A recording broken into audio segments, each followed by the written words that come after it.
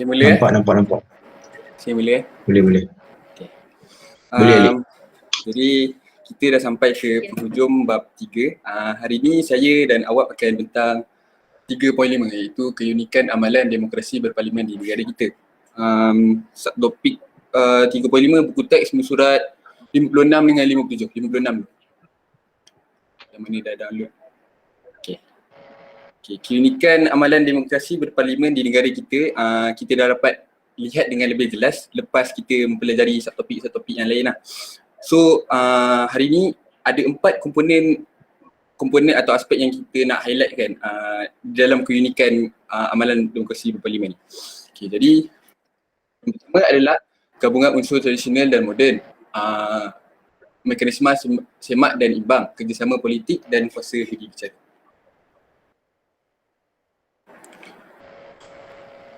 Gabungan unsur tradisional dan moden dalam pentadbiran. Keunikan pemerintahan di Malaysia teradun antara unsur tradisional dengan moden. Unsur tradisional terletak pada kedudukan raja sebagai warisan sosiopolitik masyarakat Melayu. Unsur moden pula ialah demokrasi berparlimen berdasarkan model Westminster England. Kombinasi raja berperlembagaan dan demokrasi berparlimen merupakan kaedah terbaik untuk mengimbangi amalan demokrasi dalam persekitaran sosiopolitik di negara kita yang mempunyai pelbagaian bangsa, agama dan budaya. Jadi negara kita ni bezanya dengan negara-negara lain, kita mempunyai pelbagai bangsa, agama, budaya. Jadi bila penjajah datang, dia nak tukar kita punya undang-undang semua kan. Dia tak boleh nak tukar 100% sebab kita tak boleh adapt. Jadi cara dia adalah digabungkan unsur tradisional dengan moden di dalam pentadbiran kita.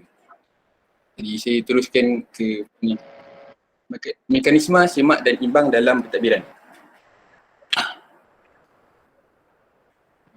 Mekanisme semak dan imbang dalam pentadbiran. Sistem raja perperlembagaan dan demokrasi berparlimen mewujudkan mekanisme semak dan imbang dalam pemerintahan di negara kita. Pemerintahan beraja berperanan bagi mengimbangi pemerintahan demokrasi kerana raja berkecuali dalam hal politik, ekonomi dan dasar negara. Kuasa pengimbang yang ada pada raja mampu meredakan konflik yang berlaku dalam demokrasi seperti pertikaian parti politik yang pelbagai ideologi dan perselisihan antara kaum. Jadi di dalam semak dan imbang ni terdapat sistem raja dan demokrasi berparlimen. Sistem raja ni berfungsi supaya adanya kuasa mutlak ataupun kuasa yang tertinggi di dalam kita punya pentadbiran. Apa fungsi raja ni kalau dia tak ada apa-apa peranan kan di dalam kita punya pentadbiran. Jadi fungsi dia adalah kalau contoh satu keadaan tu tak dapat dikawal lagi, jadi dia yang akan buat keputusan. Bermaksud kata-kata apa yang kata-kata yang dah diputuskan adalah muktamad. Dialah yang decide lah. Maksudnya kalau ada yang tak dapat, perkara yang tak dapat diredakan. Mekanisme semak dan imbang juga berlaku melalui pengasingan kuasa iaitu Badan Perundangan, Eksekutif dan Kehakiman. Badan Perundangan diberi peranan menggubal undang-undang yang akan dilaksanakan oleh Badan Eksekutif sekiranya timbul konflik dan kekeliruan, penyelesaian dibuat melalui Badan Kehakiman. Jadi macam ni. Ada 3 di dalam Badan Perundangan ni. Badan Perundangan, Badan Eksekutif dan Badan Kehakiman. Badan Perundangan ni dia mencipta undang-undang. Lepas tu ada pula Badan Eksekutif. Badan Eksekutif dia yang melaksanakan undang-undang tu. Lepas tu kalau ada kekeliruan ataupun ada konflik yang timbul, yang akan menyelesaikan dia adalah Badan Kehakiman.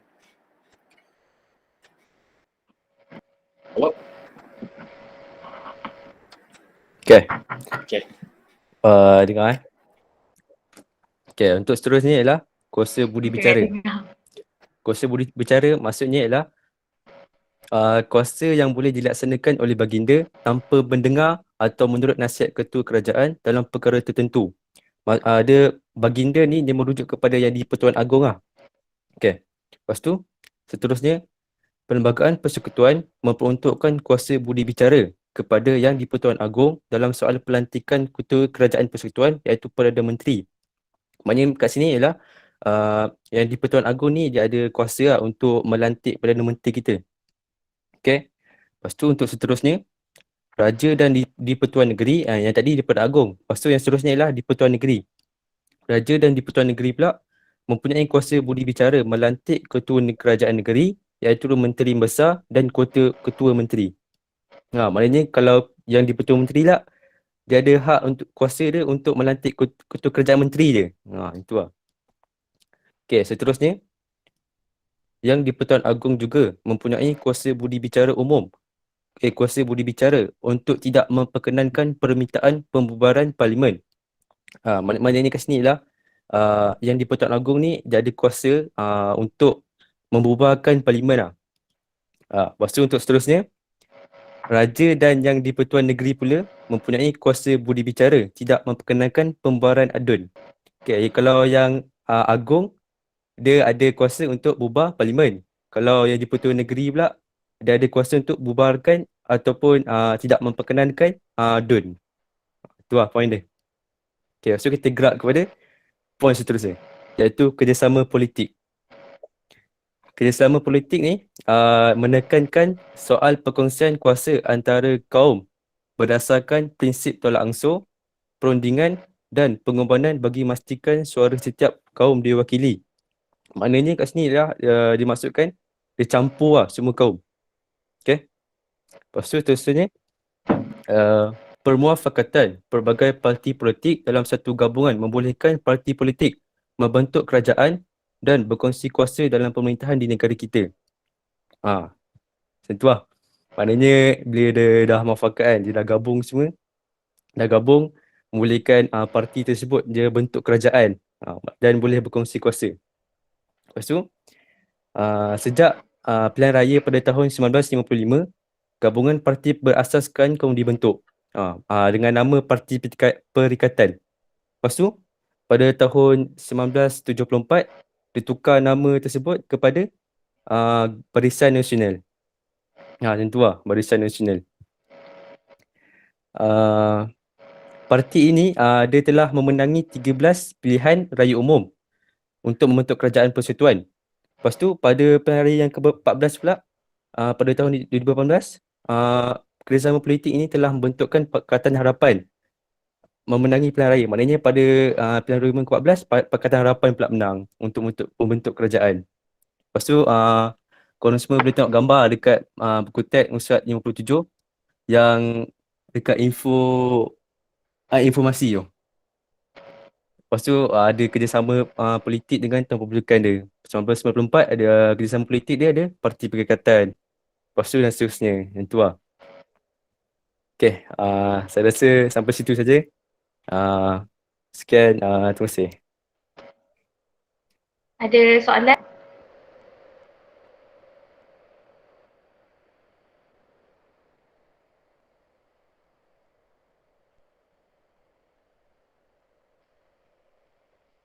Ada soalan?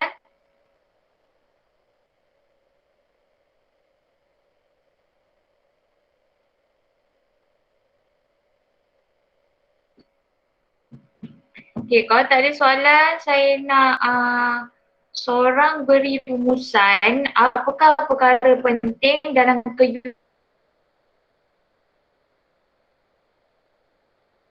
keunikan amalan demokrasi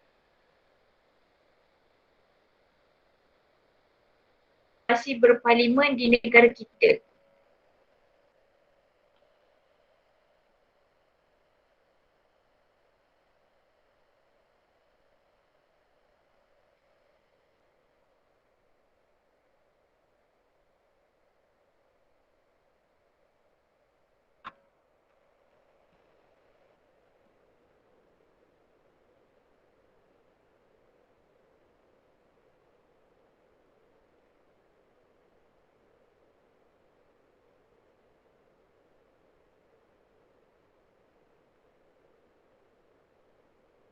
Kan saya sebut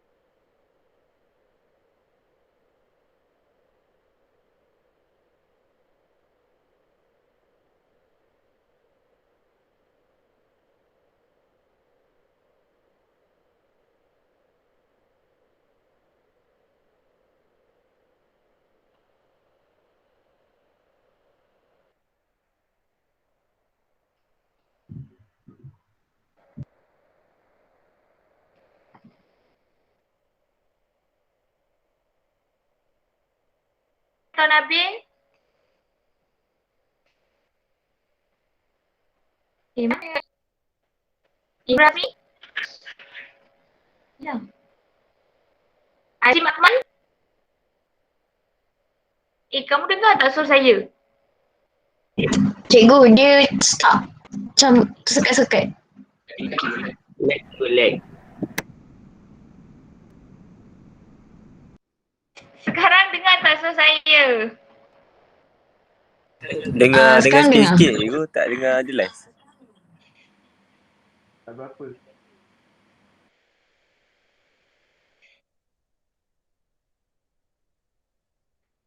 Okey, saya nak seorang berikan ulang semula. Apakah keunikan yang wujud dalam amalan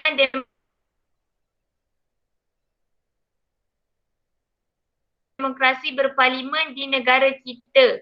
Imran Hazmi.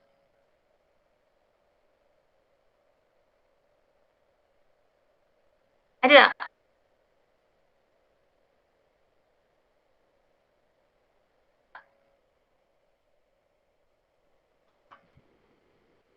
Tak okey juga ke lain? Okey.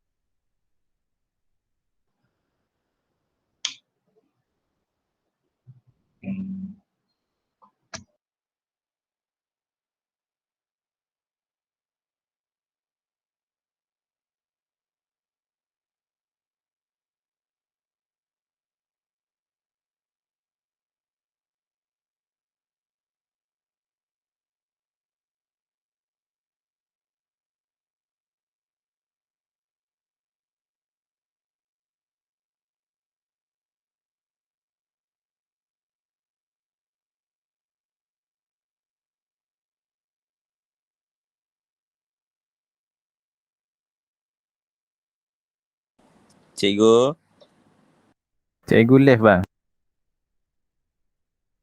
cikgu tak apalah. Sekejap, panggil cikgu sekejap Kejap sabar Faiz relax tu. Kan Faiz tak relax tu. Boleh relax tu Fif. Suka Fif relax. Kerja Mokji. Tak, aku rasa sikit dah. Lebih tak sedap. Ya je faham.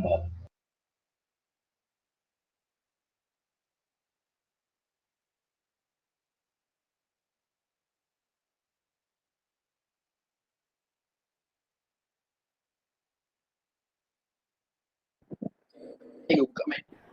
Ella dengar tak suara saya? Dengar? Dengar. Dengar cikgu. Okey, dengar Jelas. Okey, dengar kan? Tak jelas? Tak, kurang Tak sikit je, jelas tu. sikit je.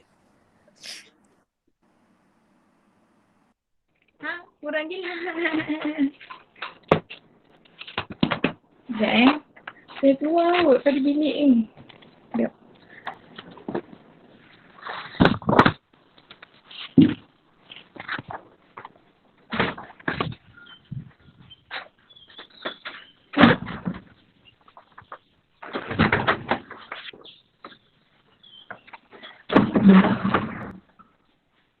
Dengar tak?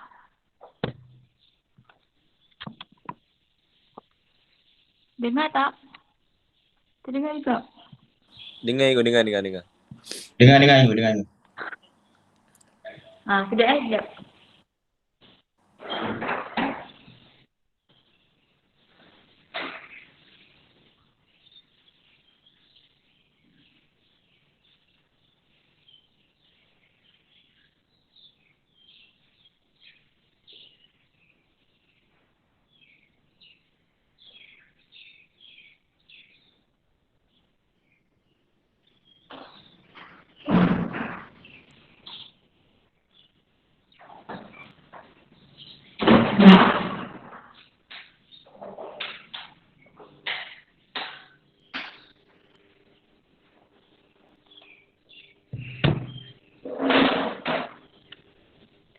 Okey, baiklah.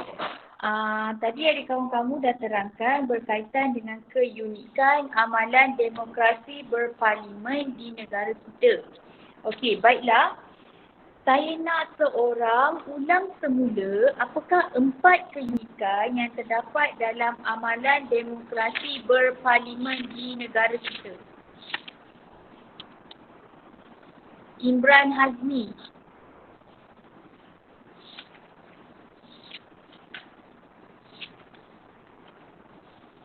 Dengar tak suara saya? Saya tak dengar lagi.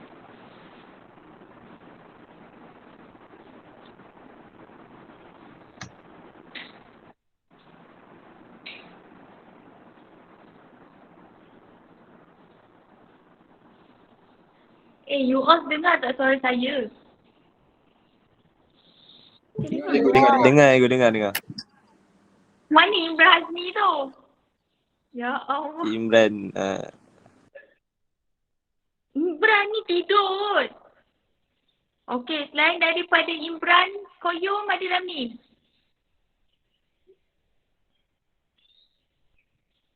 Kesian.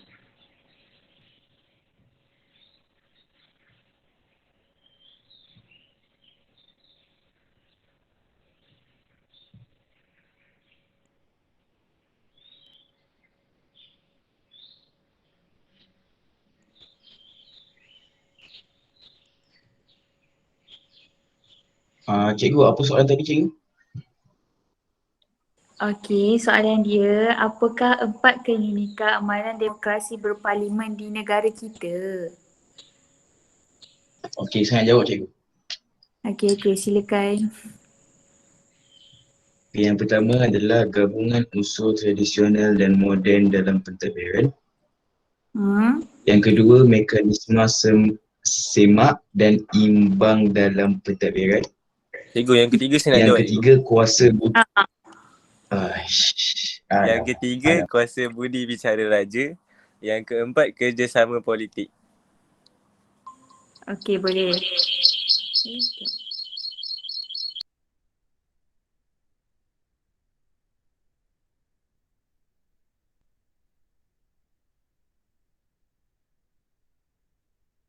Okey, dengar.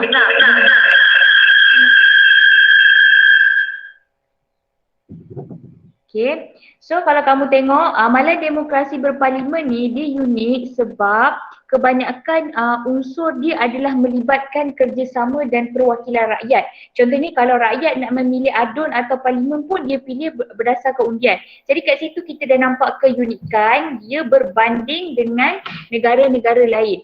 Tapi kebanyakan negara memang ada pilihan raya lah tapi mereka menggunakan republik. Macam kita raja berperlembagaan dan demokrasi berparlimen. Raja tu masih wujud dalam berdasarkan warisan tradisional.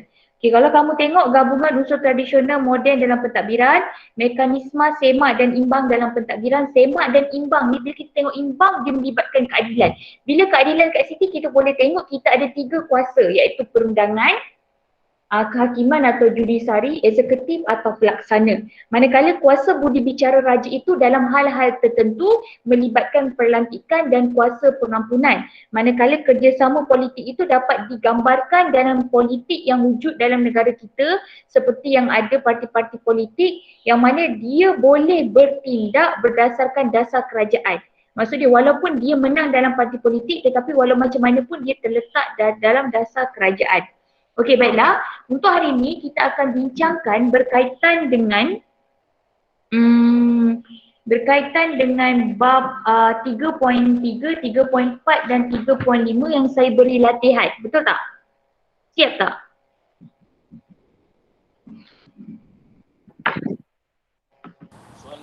Siap cikgu. Cuma kebat cikgu tak buat. Okey, kebat tak apa kita bincangkan. So kat sini raja berperlembagaan merupakan sebahagian daripada pentadbiran negara yang diiktiraf dalam perlembagaan persekutuan. A. Nyatakan 3 institusi beraja yang terdapat di negara kita. Saya nak perempuan jawab. Perempuan. Saya cikgu. Okey, Christina. Institusi Majlis Raja-Raja, institusi beraja di negeri-negeri, institusi yang di-Pertuan Agong. Okey, betul. Okey, betul.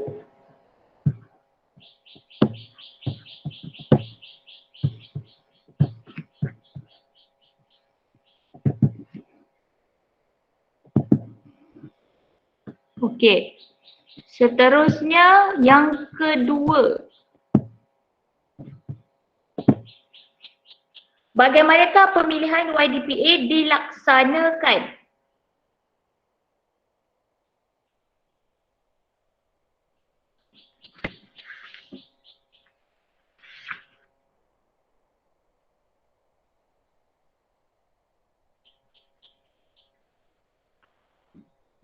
Ada buat.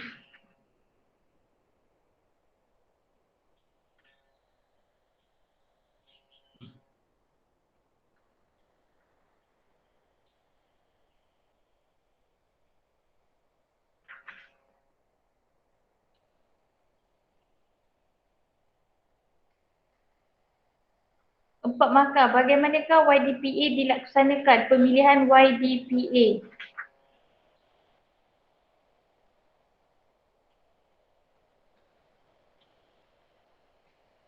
Wah, ada dalam kursus 46 kot.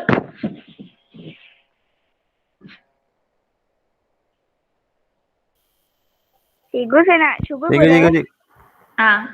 Okey, Aisyah.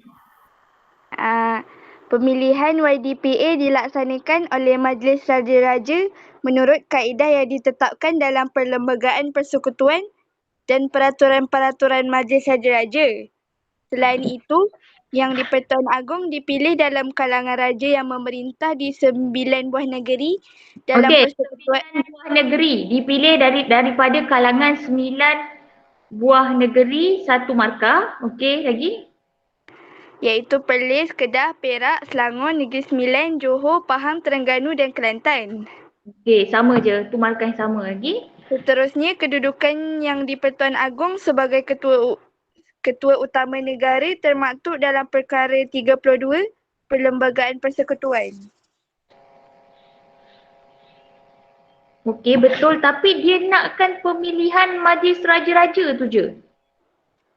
Oh, dia tak lengkap lagi cikgu? Tak. Kamu ambil jawapan tu dekat muka surat mana? Muka surat 46 cikgu. 46 dan 47 sepatutnya ada lagi jawapan kat 46 47. Tapi kat situ saya dapat bagi 2 markah dia. Dia sepatutnya 4 markah. Apa lagi markah yang tertinggal?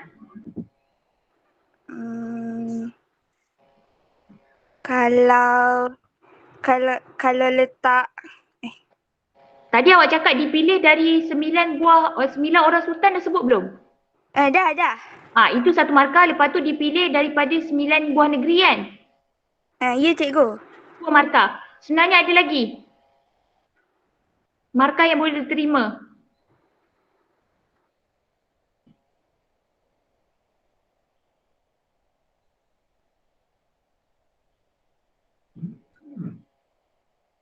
Lepas tu awak ada cakap tadi dilaksanakan oleh Majlis Raja-Raja mengikut Perlembagaan Persekutuan? Tak ada? Tak ada cikgu. Okey, so markah dia yang boleh terima, awak dapat 2 markah. Markah yang ketiga ialah ni.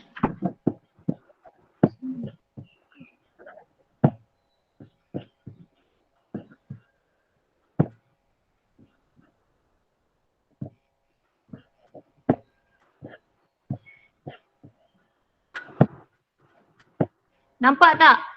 B tu. Oh, nampak cikgu. Situ markah dia Okey. Dilaksanakan oleh Majlis Raja-Raja mengikut Perlembagaan Persekutuan, 1 markah. Memegang jawatan selama 5 tahun, 1 markah. Boleh meletakkan jawatan dan boleh dipecat oleh Majlis Raja-Raja. So kat sini siapa ada jawapan tambahan, maksud dia jawapan dia tak ada dalam skema. Ini jawab dengan ayat lengkap kan? Ni skema lah. Kalau ayat lengkap, pemilihan YDPA dipilih daripada kalangan 9 orang sultan. Titik. Seterusnya dipilih daripada 9 buah negeri. Antara negerinya ialah apa? Ada penanda wacana dengan ayat lengkap lah. Okay, ada soalan?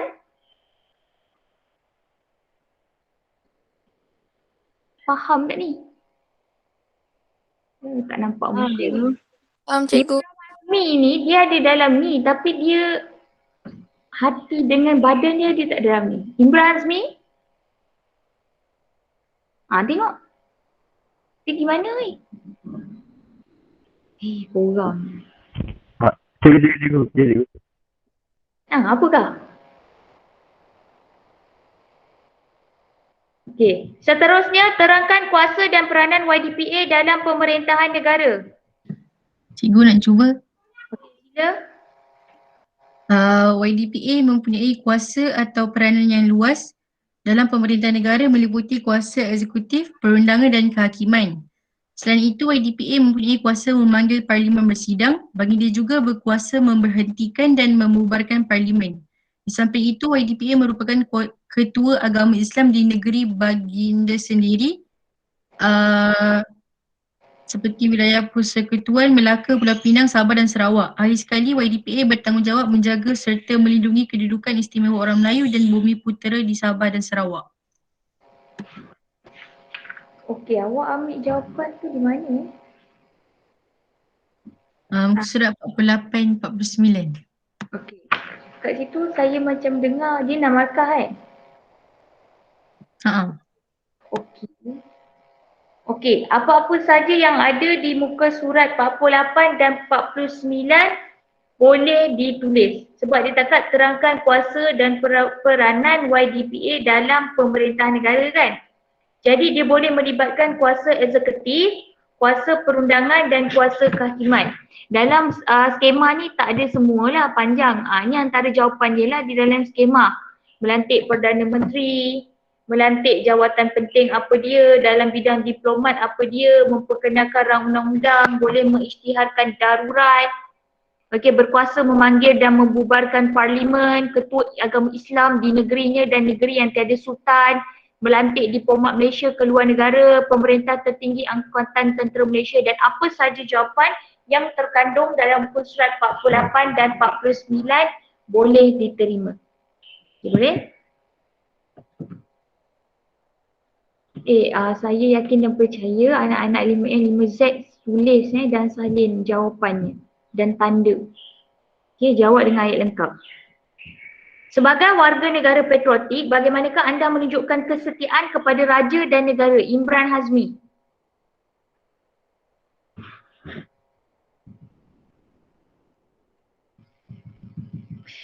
Dia ke mana Imran ni? Ada kelas lain ke yang bertindih dengan sejarah?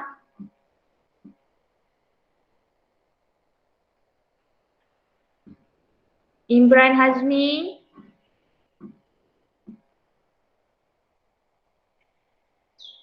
Cikgu, kebat saya tak buat ya. Cuba jawab. Macam mana awak sebagai seorang rakyat yang patriotik nak tunjukkan kesetiaan kepada negara dan kesetiaan kepada raja dan negara? Maksud dia macam mana awak nak tunjukkan awak tak setia kepada raja, awak tak setia kepada negara? Boleh fikir sekarang.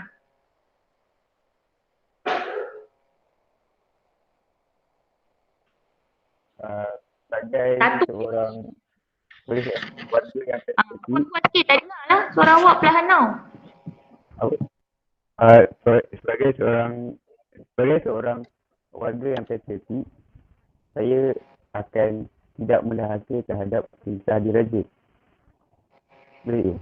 Tidak menderhaka kepada perintah raja. Perintah raja. Macam mana tidak menderhaka tu? Tidak melanggar undang-undang diraja. Tidak melanggar undang-undang. Okey, tidak melanggar undang-undang yang telah ditetapkan oleh kerajaan atau negara lah. Okey, boleh. Seterusnya, orang lain? Cepat, kita dah pukul 11. Cikgu. Ya? Kalau menyambut hari keputeraan raja? Boleh? Okey, cikgu. Sambut ataupun menonton lah kan, macam menonton di memberi penghormatan lah dalam majlis keputeraan baginda. Okey lagi? Berbakti demi negara. Berbakti demi negara. Macam mana berbakti demi negara tu? Umum sangat. Menunjukkan rasa cinta akan negara. Dengan cara apa? Memperjuangkan tanah air. Okey, contohnya macam terlibat dalam Angkatan Tentera Malaysia dalam membantras penjenayah-penjenayah. Boleh? Awak fokuskanlah. Saya boleh terima jawapan awak tu tapi takut terlalu umum, jadi awak cakap memperjuangkan tanah air. Contohnya awak terlibat dalam Angkatan Tentera Malaysia atau memberikan bantuan dalam Angkatan Tentera Malaysia, sentiasa berwaspada dengan musuh dan sebagainya lah. Okey, lagi lain? Cikgu, kalau mengelakkan diri daripada kegiatan yang akan menjejaskan nama baik negara. Boleh lah, bagi contoh. Contohnya seperti sindiket pengedaran dadah. Okey, boleh lagi? Itu berdiri juga menyanyikan lagu negara, cikgu. Menyanyikan lagu negara.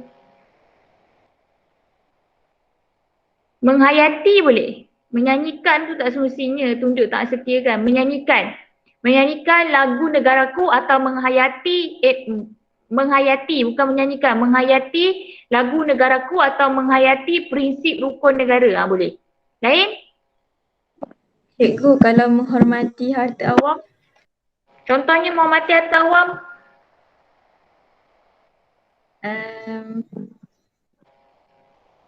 Macam tak buat vandalism macam tu, cikgu. Okey, mengelakkan diri daripada terjebak dengan perkara-perkara yang boleh merosakkan harta benda awam. Contohnya tidak melakukan vandalism, tidak melakukan gangsterism, tidak merosakkan harta benda awam dan sebagainya. Okey, boleh lagi? Menghormati simbol kedaulatan negara, cikgu. Okey, menghormati simbol kedaulatan negara. Contohnya apa simbol-simbol kedaulatan negara? Gambar-gambar diraja, tidak mempersendakan institusi beraja, menghormati institusi beraja, itu semua menunjukkan ketaat-setiaan kepada raja. Tetapi kalau menunjukkan ketaat-setiaan kepada negara, contohnya macam rukun negara, prinsip-prinsip rukun negara, tidak melakukan jenayah-jenayah dan sebagainya lah. So antara jawapan-jawapan lain, inilah dia. Cuba tunjuk kat sini. Okey. Okey, itu jawapan dia lah. Okey, seterusnya, sebagai sebuah negara yang mengamalkan sistem raja berperangkaan, jelaskan peranan institusi beraja dalam memakmurkan dan memajukan negara. Maksudnya peranan raja itu sendiri demi kemakmuran dan kemajuan negara. Orang lain. Nabila Najwa?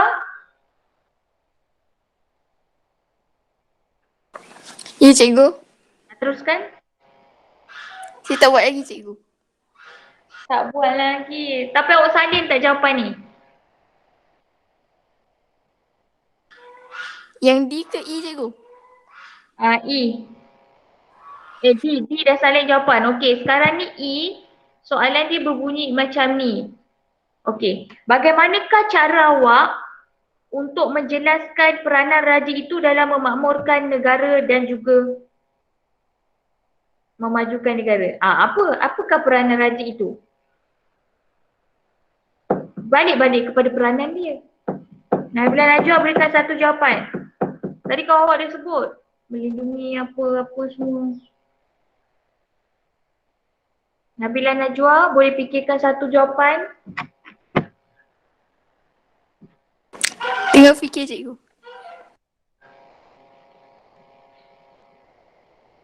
Orang lain?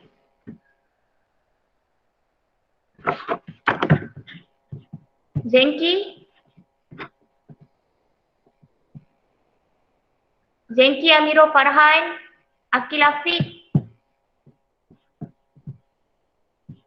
Kalau awak nak tunggu jawapan saya, mestilah cuba dulu. Lihat balik peranan raja itu dan peranan raja itu mesti relevan dengan memajukan dan memakmurkan negara. So saya bagi salah satu adalah melindungi hak keistimewaan orang Melayu dan Bumi Putra Sabah dan Sarawak. Contoh. Okey, selain daripada itu,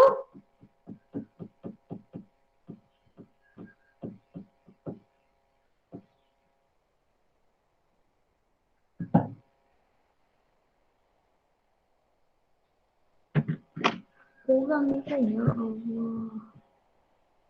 Habis nak SPM. Okey, ini antara jawapan dia lah.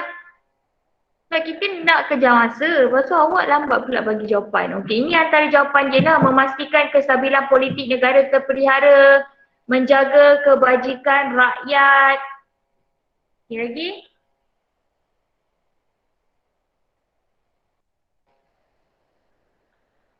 Okey, melantik Perdana Menteri yang bertanggungjawab. Boleh lagi? Contohnya macam sentiasa menjalinkan hubungan diplomatik dengan negara luar demi menjaga keamanan negara. Bila kita sentiasa menjalinkan hubungan diplomatik secara tidak langsung, kita boleh meminta bantuan pihak luar dan menghalang penceroboh masuk ke negara kita. Okey, lepas tu dari segi undang-undang, contohnya melaksanakan undang-undang atau membuat undang-undang yang sesuai dengan keadaan semasa. Kemudian sentiasa menjadi ketua agama Islam dan tidak menghalang mana-mana agama lain untuk dianuti. Tapi dengan selamatlah dan sebagainya. Lagi apa lagi?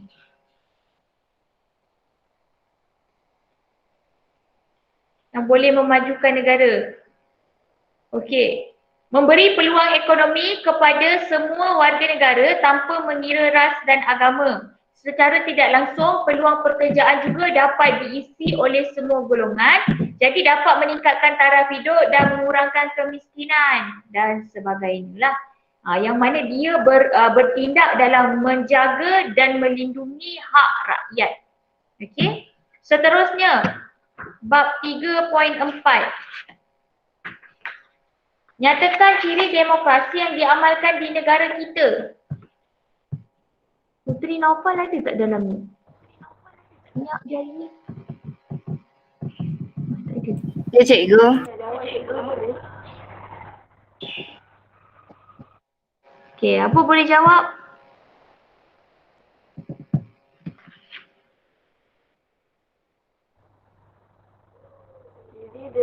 Saya cikgu. Diamalkan di negara kita ialah amalan pilihan raya tu. Apa dia jawapan dia, Ridwana? Tak ada Ridwana. Amalan pilihan raya tu. Okey, lagi? Seterusnya jaminan kepada kebebasan asasi. Lagi? Akhir sekali pembahagian kuasa pada peringkat persekutuan. Okey, betul. Pemberian kuasa kepada peringkat persekutuan dan negeri. Mengapakah setiap warga negara yang layak diwajibkan untuk mengundi dalam pilihan raya? Saya nak cuba itu. Okey, awak sila. Setiap warga negara yang layak diwajibkan untuk mengundi dalam pilihan raya kerana untuk memilih pemimpin yang berkaliber dan berwibawa. Okey, betul. Lagi? Hal ini bagi mencorakkan pemerintahan yang baik demi kemakmuran negara. Okey, lagi? Selain itu, ia juga dapat menunaikan tanggungjawab sebagai warga negara dalam memilih pemimpin masing-masing. Okey, lagi? Itu je. Okey, banyak lagi sebenarnya layak diwajibkan untuk mengundi, antaranya untuk menentukan bentuk pemerintahan yang ingin diterajui. Okey, ataupun memilih parti politik yang layak untuk memimpin kerajaan. Okey, memastikan sesebuah parti politik atau kerajaan dibentuk itu mampu untuk memajukan negara dan sebagainya. Apa-apa saja jawapan yang relevan dengan jawapan kenapa kita layak untuk mengundi, saya terima. Ada jawapan lain? Tak ada. Okay, yang ketiga, Rija boleh jawab, tadi nak jawab. Pilihan raya yang dilaksanakan di negara kita telus dan adil, buktikan.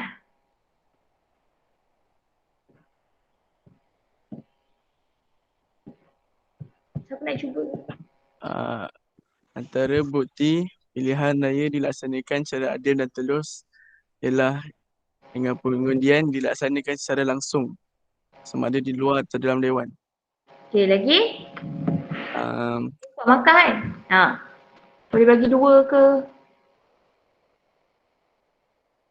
Selain itu, Undi ialah rahsia. hasil Undi ialah hasil rahsia. undian dirahsiakan. Okey, betul. Atau keputusan undian atau seseorang yang mengundi parti politik itu dirahsiakan. Kita tak tahu. Macam saya, awak tak tahu saya pilih undi apa kan? Dirahsiakan. Selain daripada tu, jawapan lain? Cikgu, saya cuba cikgu. Okay, Luqman. Bukti pilihan raya yang dilaksanakan di negara kita telus dan adil ialah dengan mengemaskini senarai pengundi dari semasa ke semasa untuk menyingkirkan pengundi yang tidak wujud seperti orang yang telah meninggal dunia. Selain itu ialah penggunaan dakwat kekal bagi mengelakkan penipuan oleh pengundi seperti mengundi lebih dari sekali. Lagi, betul. Bagus. Itu je. Jawapan lain banyak lagi jawapan.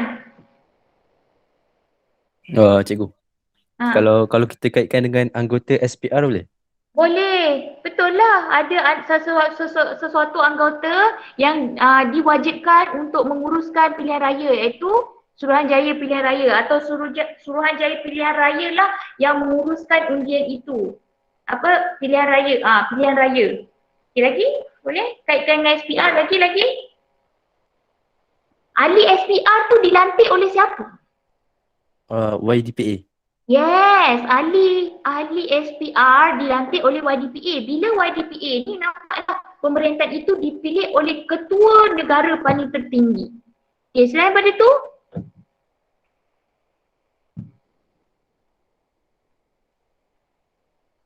nama yang layak diundi, nama yang layak untuk membuat undian juga ditentukan oleh Suruhanjaya Pilihan Raya. Jadi tak semestinya semua orang layak untuk mengundi mesti berumur 18 tahun ke atas dan sebagainya lah.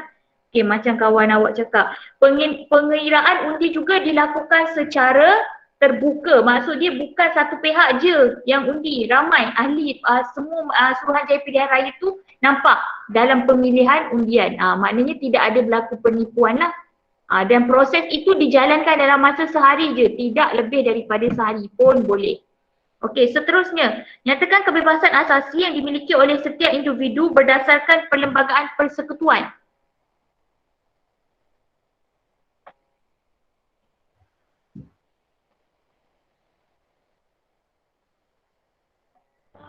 Ya Allah, nyatakan kebebasan asasi yang Kebebasan diri tu. Okey. Okey, lagi? Kebebasan diri, lagi kebebasan beragama, kebebasan bersuara, berhimpun dan berpersatuan. Akhir sekali, hak berkenaan dengan pendidikan. Saya tak pasti yang tak jawab ni sama ada dia tak buat atau dia memang tak cuba nak menjawab atau dia tak ada dalam Google Meet ni. Dia masuk je tapi dia tak ada. Banyaklah. Tak apalah, Allah nampak walaupun saya tak nampak. So, kalau tak buat tak apa, boleh cuba time sekarang pun boleh cuba. Sama-sama jawab. So, lepas ni awak boleh salin baliklah jawapan-jawapan yang saya cakap tu. Tak semestinya kalau saya faham. Sebelum ni macam setiap kelas ada je bagi kerja rumah, tak apa. Tapi waktu perbincangan ni sama-samalah cuba menjawab dan berbincang. Nama pun perbincangan. Tak ada salah, tak ada betul. Sama-sama cari jawapan.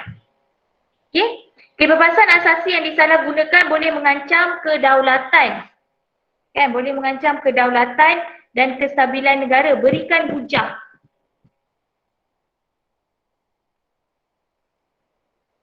Kenapa menunjukkan bahawa kebebasan asasi itu disalahgunakan? Macam mana?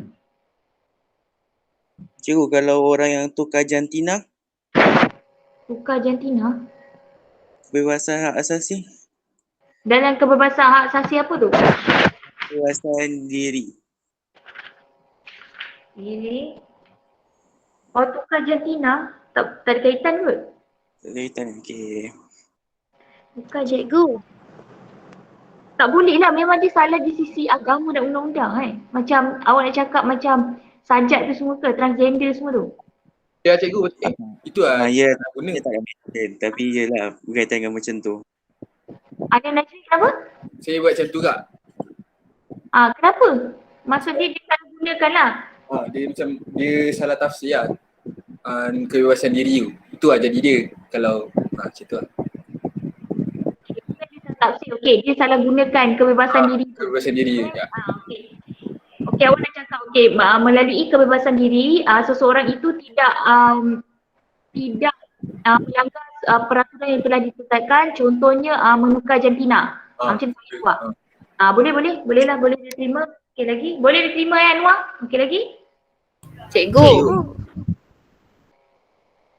Ya, Cikgu. teruskan. Ya, siapa boleh tanya.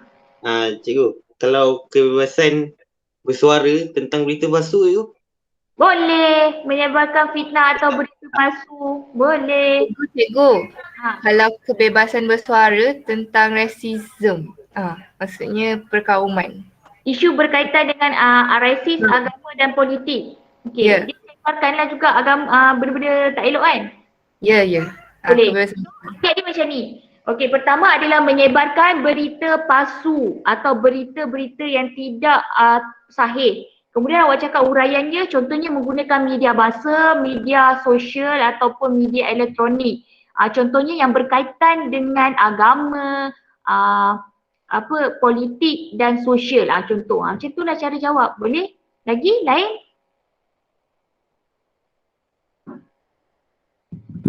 Cikgu, saya nak tanya. Tentang hak kebebasan beragama tu kan cikgu. Contohnya kalau orang tu dia lahir dia Islam, tapi kalau dia macam nak tukar agama tu boleh ke cikgu? Murtad lah kan? Kalau agama lain tu saya tak pastilah. Contohnya macam Buddha begitu, tu saya tak tahulah dalam agama dia. Tapi macam kalau kita murtad, bolehlah cakap, bolehlah salah gunakan. Boleh? Sebab dalam Islam dah termaktub. Lagi? Cikgu. Rusuhan? Okey, contohnya kita sepatutnya berhimpun, berpersatuan yang mengikut undang-undang kan. Tapi dia buat rusuhan yang melanggar undang-undang. Okey, boleh. Tu salah gunalah tu. Lagi-lagi? Tengok banyak je idea korang. Izzah Raihana tak nak cuba?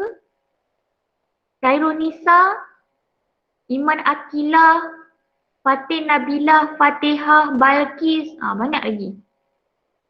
Aisyah Sakinah, Auni Adlina, Anis Dania. Cikgu. Saya nak tanya yang hak berkenaan dengan pendidikan tu macam mana cikgu?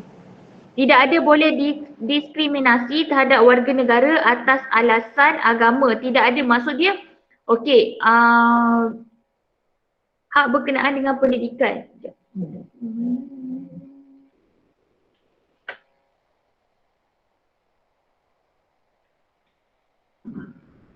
Contohnya, peluang pendidikan hanya diberikan kepada sesuatu kaum. Ataupun dia dapat bantuan pendidikan bukan berlandaskan kepada kerajaan. Contohnya macam dia salah gunakan, contohnya macam awak sepatutnya tak boleh dapat bantuan awal persekolahan, betul? Sebab gaji ayah awak lebih tinggi. Tetapi awak dapat bantuan awal persekolahan tu sebab mungkin awak meletakkan kita panggil payslip gaji. Jadi dia mengambil hak orang lain dalam pendidikan. Contohnya dari segi bantuan awal persekolahan. Maksudnya dia mohon tidak mengikut prosedur yang betul lah. Boleh? Faham tak? Faham cikgu, terima kasih. Hal ini boleh huraian dia boleh lah. Hal ini boleh menyebabkan perpecahan kaum atau perkauman. Seterusnya perpaduan tidak dapat diwujudkan. Itulah. Ataupun sebagai seorang guru dalam menyebarkan pendidikan hanya fokus kepada seseorang kaum sahaja.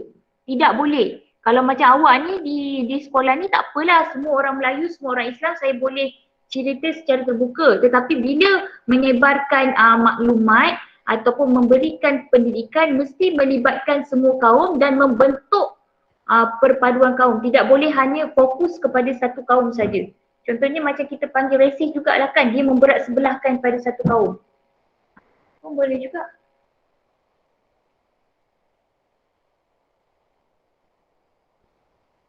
Macam kerajaan sekarang dia banyak je dah buka kepada pendidikan bukan kepada orang Melayu semata-mata. Contohnya matrik, UiTM dah boleh orang bukan Melayu masuk.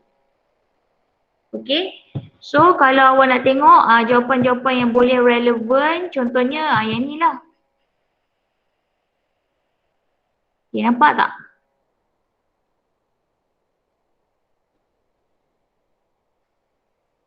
Boleh nampak? Nampak cikgu. Okay. Lepas ni kelas apa? Matematik. Cikgu selalu buat Google Meet kan? Kadang-kadang aku. Latihan dalam tele cikgu. Okey, kita bincang yang terakhir 3.5 Okey, nyatakan unsur tradisional unsur tradisional dan moden dalam demokrasi berparlimen. Apa dia? Ada 2 markah. Cepat-cepat sikit. Kedudukan raja sebagai warisan sosial politik masyarakat Melayu. Okey lagi. Demokrasi berparlimen berdasarkan model Westminster England. Cakap contohnya macam sistem raja ataupun raja berperlembagaan, 1 markah, ataupun satu lagi sistem demokrasi ataupun demokrasi berparlimen pun boleh markah. Cakap tu je cukup 2 markah. Okay, seterusnya nyatakan 2 contoh mekanisme semak dan imbang dalam sistem pemerintahan negara kita.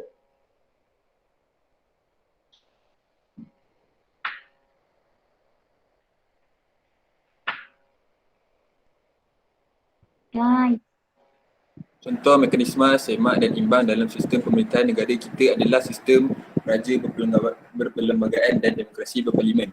Okay, satu lagi. Selain itu, mekanisme semak dan imbang juga berlaku melalui pengasingan kuasa. Okey, konsep pengasingan kuasa, betul? C. Bagaimanakah kedua-dua contoh tersebut mampu mengimbangkan dan menyelesaikan konflik dalam negara kita? Okey, saya bagi teruslah skema.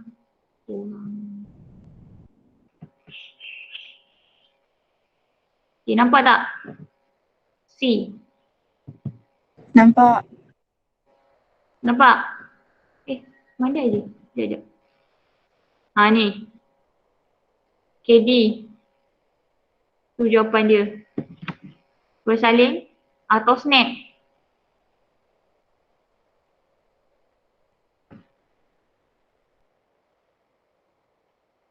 Dah? Nampak? E dengan F.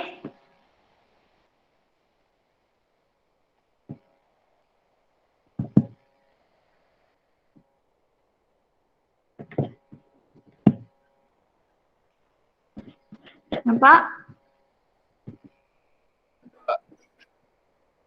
Orang ni nampak tak nampak? Nampak cikgu. Nampak cikgu. Nampak cikgu, nampak. Astaghfirullahaladzim. Itulah namanya Google Meet, komunikasi 2 hala sebenarnya. Ya nampak. Tu macam komunikasi 2 hala lah. Tanya. Okay, boleh? So itu adalah jawapan-jawapan bagaimanakah kedua-dua contoh tersebut mampu mengimbangi dan menyelesaikan konflik dalam negara kita. Contohnya pemerintahan beraja mengimbangi pemerintahan demokrasi, kuasa pengimbang pada raja mampu menyelesaikan konflik parti politik dan juga pengasingan kuasa dapat menegakkan pemusatan kuasa.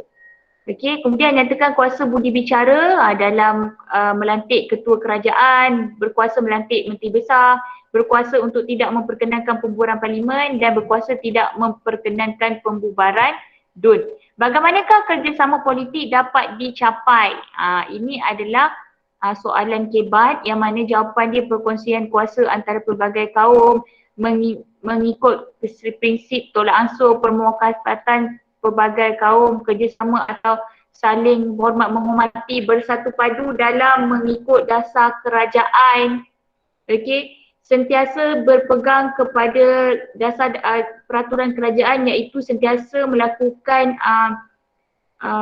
kita panggil macam propaganda ke apa yang dibenarkan, berhimpun yang dibenarkan, tidak boleh melanggar peraturan ataupun melakukan pemusuhan kaum dan sebagainya lah. Mengapakah sistem raja berperlembagaan dan demokrasi berparlimen perlu dipertahankan? Sebab memperkukuhkan kedudukan kaum, okey, kemudian menunjukkan taat setia kepada raja dan negara, okey, menunjukkan warisan Kesultanan Melayu Melaka ini dapat dikekalkan. Okey, rakyat berhak memilih pemimpin. Okey, rakyat boleh membentuk parti, rakyat boleh membentuk kerajaan yang diinginkan, dapat memaju ke arah negara yang maju dan sebagainya. Okey, boleh?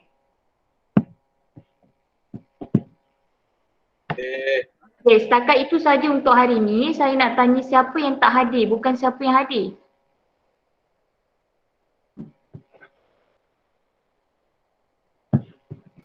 Cikgu. Ya.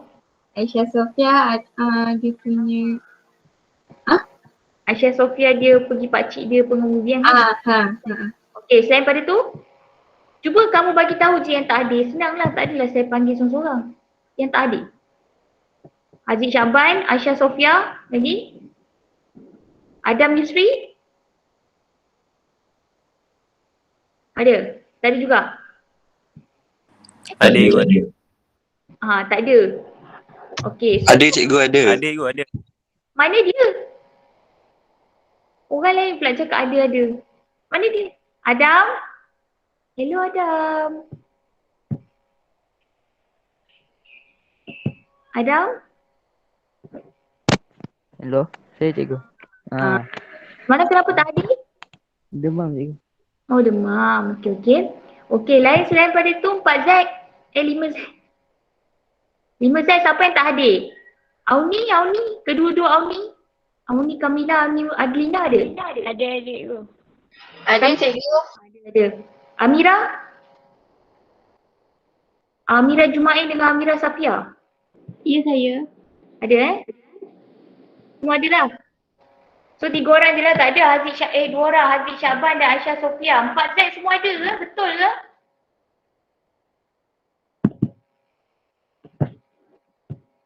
Korang ni cakap betul. Betul cikgu. Okey, semua ada lah kecuali Haziq Syaban dan Aisyah Sofia. Okey, so setakat itu saja. So untuk bab 4, kalau saya suruh buat video ke atau pembentangan lebih selesa? Video atau pembentangan? Pembentangan cikgu. Pembentangan cikgu. Okey, pembentangan Okey, so nanti saya akan berikan nama lah. Saya dah ada dah sinar nama yang perlu buat pembentangan untuk bab 4.1 sampai 4.4. Jadi saya akan tukarlah. Saya ingat nak cara buat video, so saya ubah kepada pembentangan. Jadi pada minggu hadapan, sila buat pembentangan bermula dengan 4.1 hari Rabu dan hari Selasa. Selasa dan Rabu. Okey, nanti saya akan berikanlah kalau saya sempat buat soalan kerja khusus. So selama saya tinggalkan untuk penandaan, saya akan suruh awak siapkan kerja khusus atau kajian kes lah. Saya harap yang form-form ni dah siap. Okey, setakat itu saja. Sekian, terima kasih. Assalamualaikum. Terima kasih. Cikgu.